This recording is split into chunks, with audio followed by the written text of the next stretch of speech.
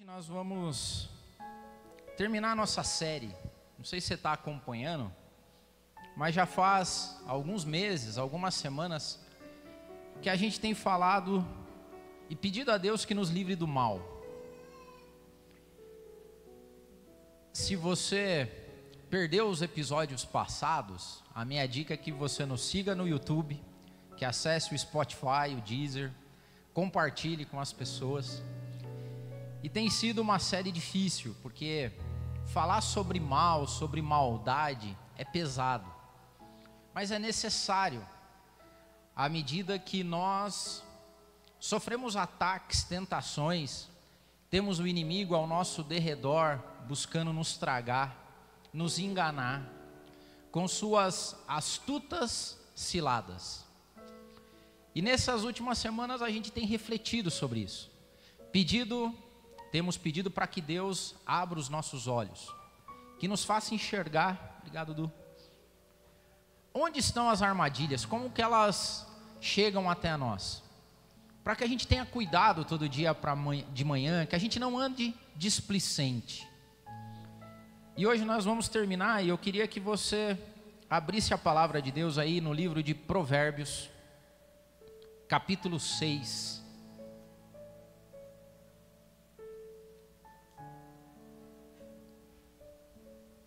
Versículo 16.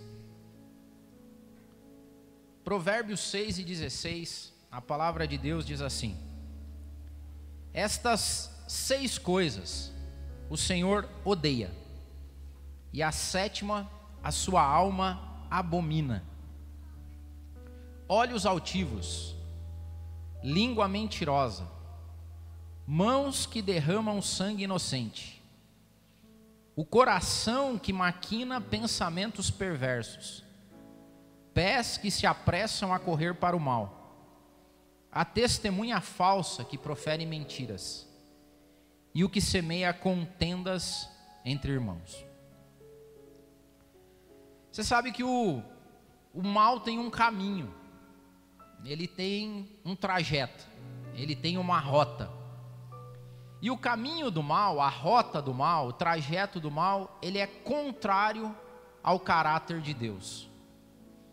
Nós servimos a um Deus que é refletido na Bíblia Sagrada, especialmente na figura de Jesus Cristo.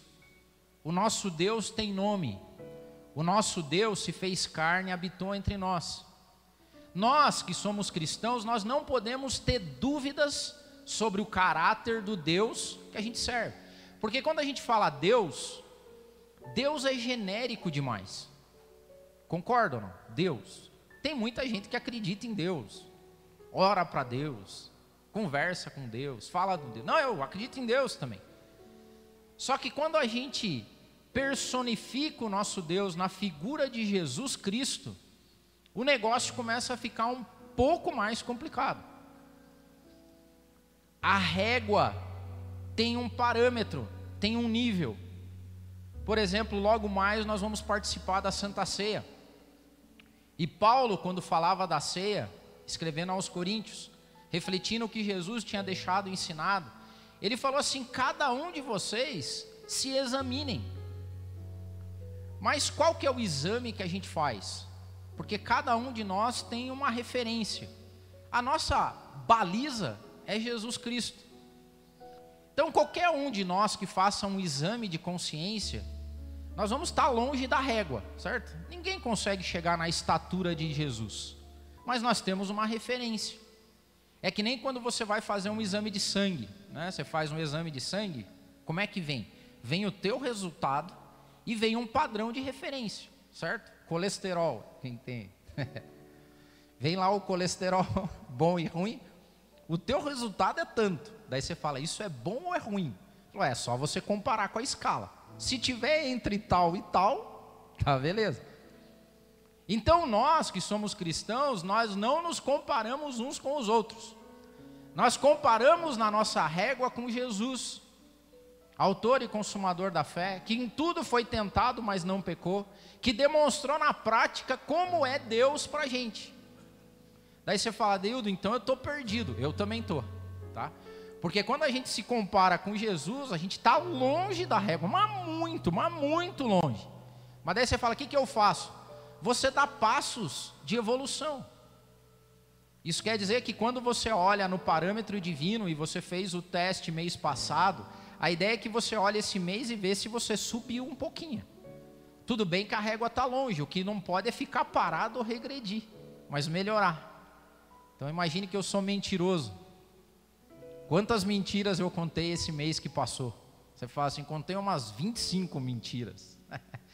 Aí no mínimo você tem que vir no mês que vem com 24, com 23,5, 23,375, porque ela não foi tão mentira assim. Você tem que evoluir. E a Bíblia fala que nós vamos crescendo em graça, conhecimento, até o dia que nós alcancemos estatura de homens e mulheres perfeitos. Isso não vai acontecer aqui, isso vai acontecer na glória, vai acontecer o dia que essa ceia não aconteça mais aqui.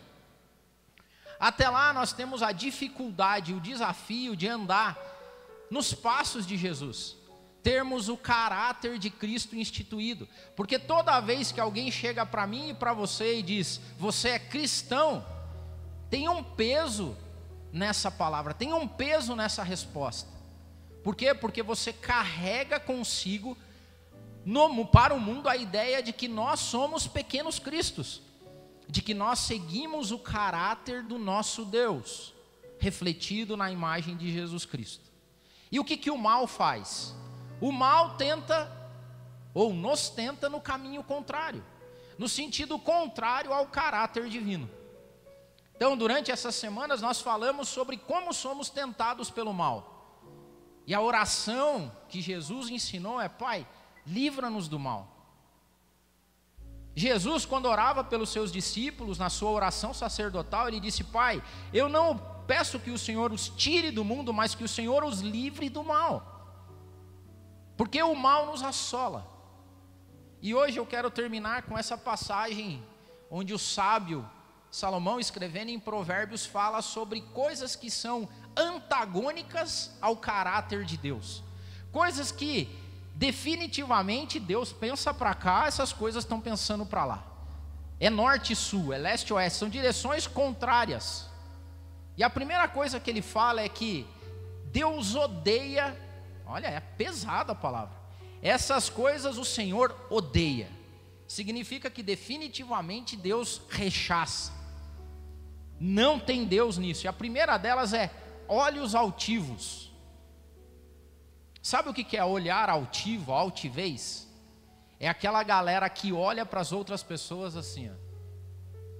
Tipo, eu tô aqui, você tá aqui. Eu sou mais alto, eu sou mais elevado, eu sou diferente. Já viu gente assim ou não? E o diabo nos tenta com isso. Nos tenta no sentido do eu não sou como você. A altivez de espírito. Por que isso é totalmente contrário a Deus? Porque Deus se rebaixou para estar entre a gente. Deus se esvaziou. É inadmissível que qualquer cristão, ou que leve essa insígnia de cristão, tenha postura altiva em qualquer lugar da sociedade, no trabalho, na igreja, pior ainda, com os amigos, na família, porque o nosso Deus, não tendo usurpação ser como Deus, se esvaziou.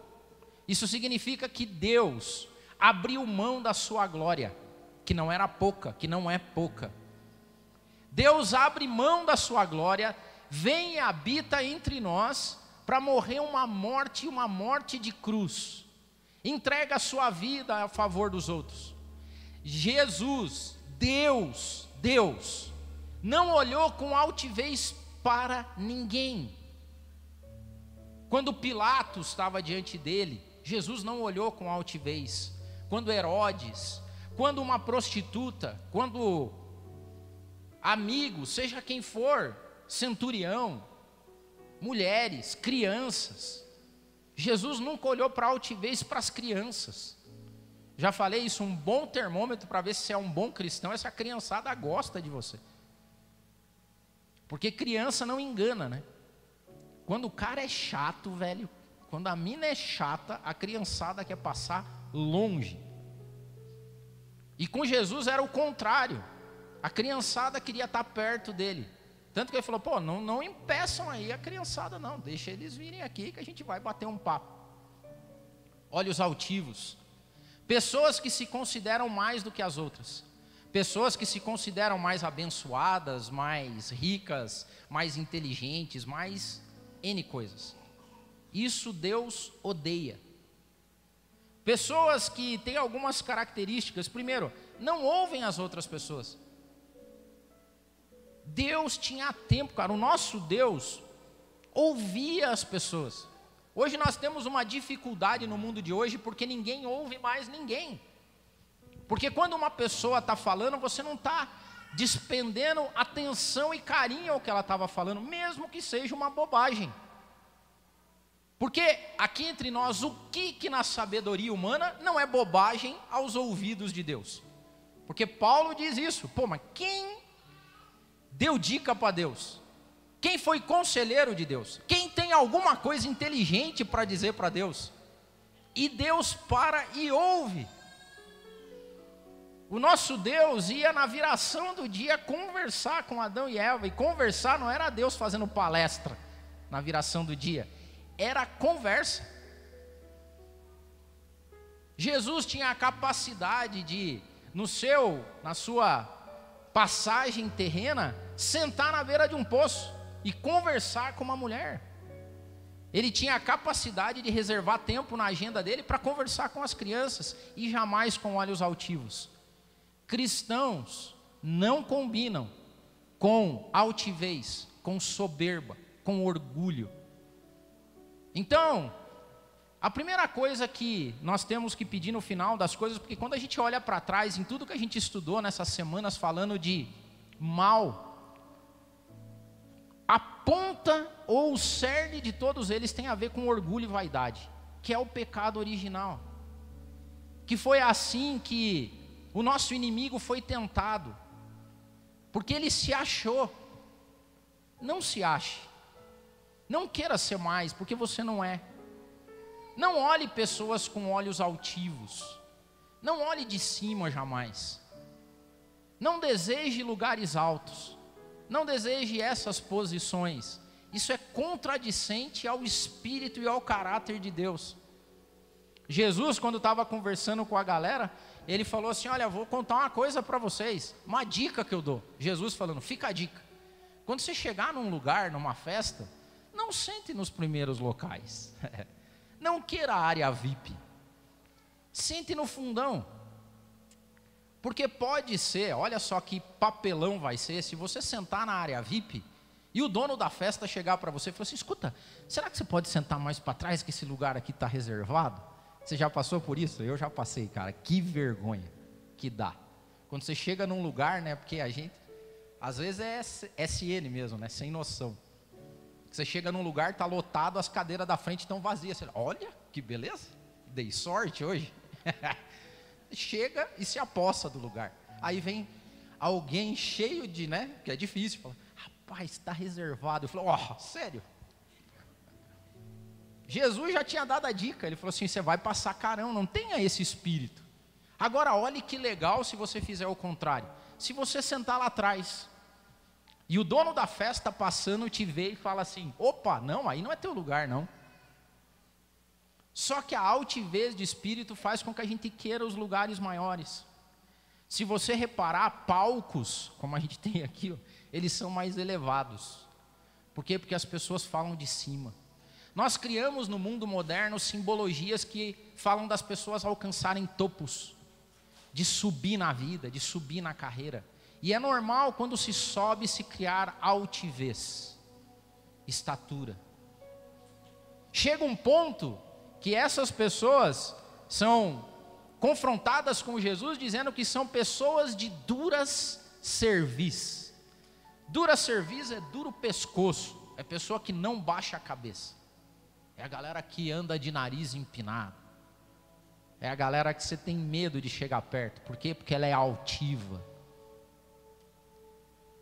é maravilhoso porque o nosso Jesus, ele podia, não, ele tinha o direito de ser altivo. Por quê? Porque ele é todo poderoso.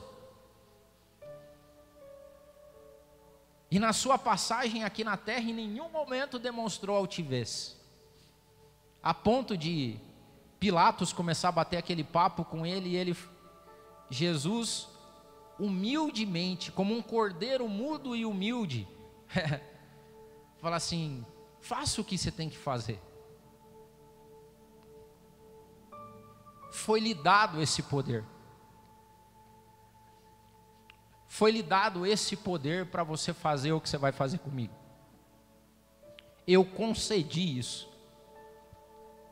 Cristãos concedem poder para que os outros os humilhem.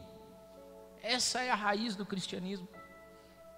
Nós não olhamos altivamente para quem fala mal de nós. Nós não somos iracundos. Nós não somos vingativos. Nós somos como cordeiros.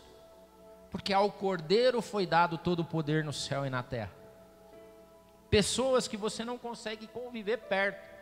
Eu fiz uma lista de características aqui de pessoas altivas, é triste. Em resumo, são aquelas pessoas que você não consegue viver perto. Que nós não sejamos assim.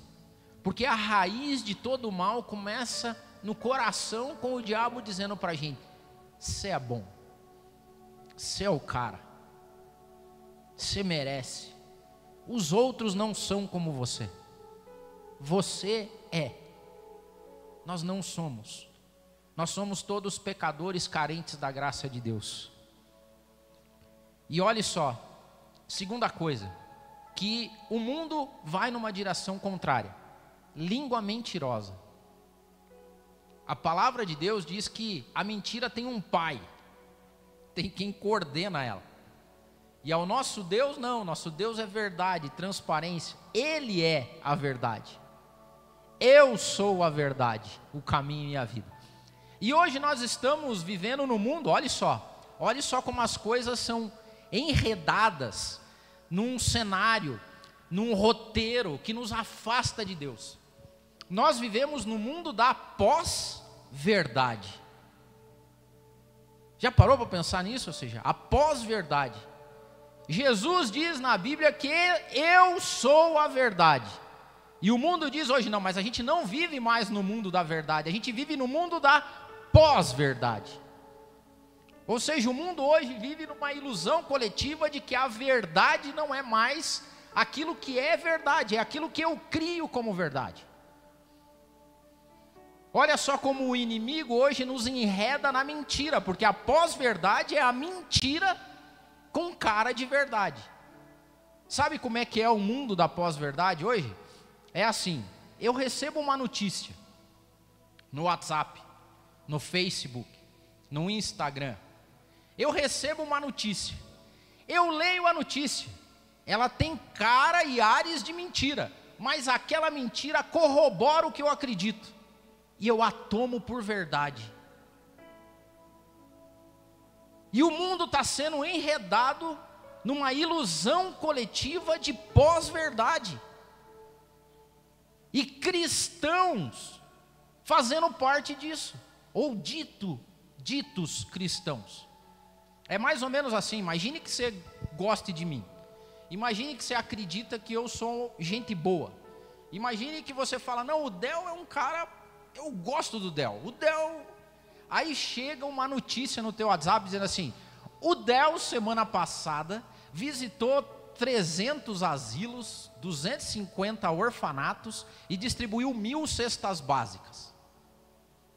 Aí você fala: tem cara de mentira isso, mas o Del é legal, então eu acho que vale a pena eu contar essa mentira. É assim que o mundo está hoje, porque você acredita numa coisa que corrobora aquilo que as tuas crenças, teus princípios, tua religião, e mesmo sendo mentira você passa adiante. Deus odeia palavra mentirosa. E o texto diz ainda que Ele odeia a testemunha falsa que profere mentiras, porque hoje nós temos testemunhas da mentira. Você já viu isso ou não? Tem testemunha da mentira. Por quê? Porque você fala assim, mas escuta, você me mandou um zap aqui que o Del distribuiu não sei quanta, fez isso, eu não vi isso. Não, então, mas o tio da prima, da cunhada, lá do bairro onde ele mora, postou no site do vereador e estava lá, a gente cria a testemunha e você vira uma testemunha falsa do que não existe. E o mundo da pós-verdade cria uma ilusão coletiva de que alguma coisa que não é verdade está acontecendo. E a galera dá glória a Deus por isso. O diabo enganou quase uma geração inteira. Sabe quando me dói no coração, e me permita dizer isso porque isso é mal? Quando a gente vê anciãos, as pessoas que vieram antes de nós, que nos ensinaram a Bíblia, que nos deram aula de escola dominical, que nos ensinaram na família, proferindo mentiras. Ou seja, na visão pré-apocalíptica, o diabo prepara um ambiente onde pessoas serão enredadas na pós-verdade com ilusões coletivas. E sem saber, caminhando na direção da destruição, porque a palavra de Deus diz que Deus odeia essas pessoas. Por mais que alguma coisa defenda o que você acredita, por mais que alguma coisa referende as tuas crenças e valores, se isso não for verdade, Deus não está nisso. Entenderam? Nós temos que acordar todo dia e pedir para Deus que nos ilumine na verdade. Jesus Cristo é a verdade. E quando a gente vai para Jesus, o que nós temos lá? Nós temos o Cordeiro mudo, que se esvaziou e desceu à terra para que eu e você fôssemos salvos. Deus não está nessas coisas. Deus não está em mãos violentas. Porque é engraçado que o diabo hoje enreda pessoas numa mentira chamada de pós-verdade, que tem cara de verdade, a ponto de pessoas quererem serem violentas com as outras, a ponto de querer matar, a ponto de querer destruir. Foi isso que acontecia com os zelotes do lado de Jesus. Porque se alguém falar contra a minha fé, se alguém falar contra o meu Jesus, vai ver. Foi o que Pedro fez. Aqui a gente resolve na espada. Jesus vai falar: ô Pedro, qual que é, velho? Não aprendeu, não? Cara, tem gente que não lê a Bíblia. Pelo amor de Deus, a gente tem que ler a Bíblia, os evangelhos. Porque Jesus, indo a Samaria, indo a Jerusalém, passando por Samaria, não achou pouso. Jesus olhou com olhos altivos para a galera da estalagem. Os discípulos sim. Senhor, vamos orar e fazer descer fogo do céu e acabar com esses incircuncisos. E Jesus olha e falou assim: rapaziada, tem alguma coisa errada aqui. De que espírito que vocês são? Que espírito habita em vocês, para vocês me falarem uma asneira dessa aqui? Não foi isso que Jesus falou, tá? Eu estou parafraseando. Mas é mais ou menos isso. Vocês estão com a cabeça onde? E eles andaram com Jesus, eles viram Jesus. Jesus, que preso na cruz, podia ter falado um monte de impalpérios, não, mas a primeira oração da cruz, o primeiro clamor da cruz é: Pai, perdoa essa galera aí, eles não sabem o que eles estão fazendo, eles estão enredados, eles não me conhecem, mas nós somos cristãos, a gente conhece Jesus, a gente lê a Bíblia, ou diz que lê, porque é inadmissível a gente ir em algum caminho que seja contrário a um cordeiro que morreu. Mãos violentas, mãos que derramam sangue inocente. Muitas vidas vão ser cobradas daqueles que espalham mentiras, daqueles que se apressam a fazer o mal, daqueles que têm desejo, porque a Bíblia fala que tem alguns corações que maquinam o mal. Que Deus nos livre disso. Como é que você pode, já pensou, conviver com uma pessoa que maquina o mal, maquina a mentira, maquina a violência contra outras pessoas? Coração que maquina pensamentos perversos, seja com quem for, porque Jesus olha para os algozes dele, pessoal mau, ruim, tem gente ruim que quer nos matar, e ele fala assim: perdoa esses, pai, perdoa esses. E quando a galera ia reclamar também, por que em sã consciência isso acontece, Jesus fala: entendam, eu não vim para quem está são, eu vim para os doentes, eu vim para aqueles que precisam de salvação. Se você já é salvo, ore para que os outros sejam salvos. Não corra se apressar pelo mal, não espalhe mentiras. O diabo está nos enredando. Que essa não seja a nossa realidade. A Bíblia fala ainda de pessoas que criam contenda entre irmãos. É sério, gente, quando isso é traduzido no dia a dia, é aquele irmão teu, parente, que diz assim: não dá mais para ficar nesse grupo.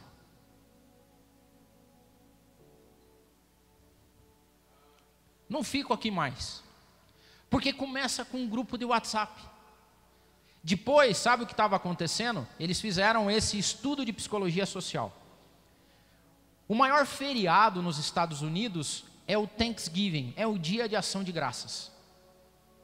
Depois das últimas eleições e da rolaiada que aconteceu nos Estados Unidos, com análise de tráfico de dados, olha o que eles descobriram: que o tempo despendido no almoço de ação de graças diminuiu. As pessoas iam e queriam ir embora logo. Outra, o tráfego diminuiu. Porque se vocês já acompanharam em filmes, né, nos Estados Unidos, no dia de ação de graças, as famílias se encontram. E as pessoas saem de qualquer canto do país, porque aquele dia é o dia que a família se reúne. Pois bem, nos últimos anos, as pessoas não têm mais esse desejo. Ou se vão para cumprir tabela e ficam um pouco, e vão embora. Porque se eu não consigo ficar no grupo, eu não consigo mais sentar à mesa, eu não consigo mais conversar. E as pessoas não entendem que há uma astuta cilada do nosso inimigo, querendo nos afastar. Avós brigando com filhos, filhos saindo de grupo, primos, irmãos, e não se falam. Por quê? Porque alguém criou uma ilusão coletiva de que a gente vai ter salvação nesse mundo. Alguém criou a ideia de que alguém vai nos salvar que não seja Jesus Cristo. Alguém criou a ideia de que o reino na terra vai ser perfeito, que a gente não precisa do céu. E as pessoas se afastam. E olha só, a palavra de Deus diz que algumas coisas Deus odeia, mas a última Ele abomina. Eu queria terminar dizendo para vocês o seguinte: nós vivemos dias maus, muito mal, muito. Se eu e você não formos cheios do Espírito Santo para trafegar no mundo hoje, nós vamos nos perder. Nós vamos perder o caminho de casa,